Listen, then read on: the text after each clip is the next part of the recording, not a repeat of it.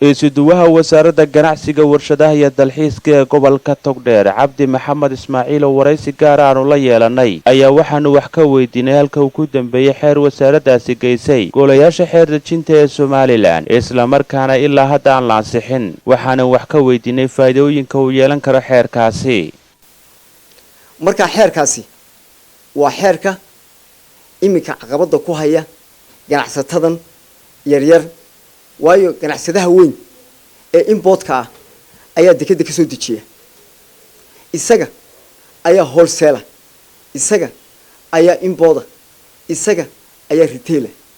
marka kaasi wuxuu ka saaray ama uu cidhidhi ku haya ganacsatadii yaryareed oo dhan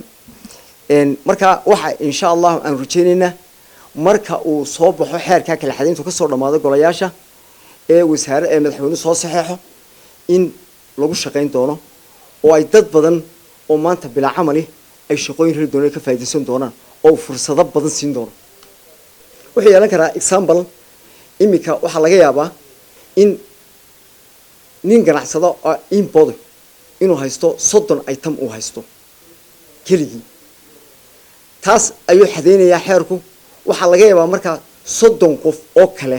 inay wholesale noqdaan oo liisan leh inay ka soo qaataan oo burca ka tagaan oo berbera ka tagaan marka ay berbera tagaan oo dabad halka kaga soo iibsadaan ganacsadihii meeshiisa kaga soo qaataan waxa laga yaabaa inay 200 oo wholesale ay halka ka soo qaataan badeecada marka ay kala xadeysanto ee sharcigu kala xadeeyo in ay bilaabanto in 200 oo retailina ay xagga ka qaataan halkaana 200 oo wholesale ka soo baxaan koob dhaqaale imanaya waxa imanaya koob dhaqaale waxa imanaya ganacsato cusub inay soo baxdo oo ay gaaraan ay noqdaan maalqabeeno